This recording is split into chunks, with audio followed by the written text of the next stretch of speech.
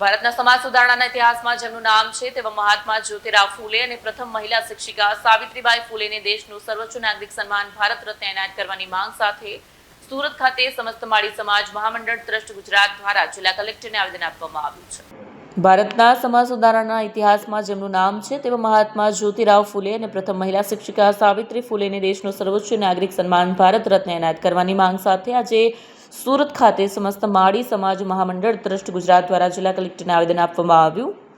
સ્ત્રી શિક્ષણના પ્રણેતા એવા આ દંપતીને તે સમયના રૂઢિચુસ્ત સમાજ સામે લડીને મહિલાઓ માટે શિક્ષણના દ્વાર ખોલ્યા હતા। સાવિત્રીબાઈ ફૂલેએ અનેક મુશ્કેલીઓ વેઠીને પણ દેશની પ્રથમ મહિલા શિક્ષિકા બની સ્ત્રી સશક્તિકરણનો પાયો નાખ્યો હતો। સમસ્ત માળી સમાજ મહામંડળ ટ્રસ્ટ ગુજરાતના સંગઠન મંત્રી ચિરાગ મેટરભાઈ માણીએ જણાવ્યું કે સમસ્ત ભારતમાં જેમને મહાત્મા ગાંધી અને મહાત્મા બુદ્ધ પહેલા પણ મહાત્માનું બિરુદ મળ્યું એવા મહાત્મા જ્યોતિરાવ ફૂલે કે જેમને અસ્પૃશ્યતા અને અંધશ્રદ્ધા પ્રત્યે સખતમાં સખત કાયદાઓ ઘડીને ભારત દેશમાં એક ચળવળ શરૂ કરી અને ભારત દેશના પ્રથમ મહિલા શિક્ષિકા એવા સાવિત્રી ફૂલે કે જેમને દીકરીઓને ભણાવવા માટે વર્ષો પહેલા શાળા શરૂ કરી, બાળકીઓને કોઈ ભણાવતું નહોતું તે સમયે તેમણે 17 શાળાઓ શરૂ કરી હતી।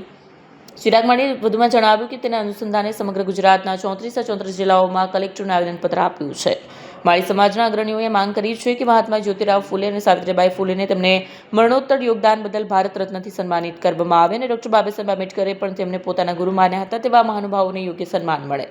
હું ડૉક્ટર શામરાવ ફૂલે, અધ્યક્ષ અખિલ ભારતીય માળી મહાસંઘ ગુજરાત પ્રદેશ અને પૂર્વ કોર્પોરેટર સુરત મહાનગરપાલિકા। ભારતના પ્રથમ મહાત્મા એવા મહાત્મા જ્યોતિબા ફૂલે અને વિદ્યાદેવી સાવિત્રી દેવી ફૂલે એમને મરણોત્તર ભારત રત્ન પુરસ્કાર મળે એના માટે ભાવિનભાઈ રામી માળી એ માળી સમાજ ગુજરાત પ્રદેશના અધ્યક્ષ છે।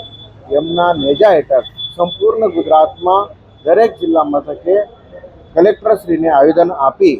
અને આ રજૂઆત કરવાનો કાર્યક્રમ છેલ્લા 3 દિવસથી ચાલે છે અને એના ભાગરૂપે આજે સુરત, નવસારી,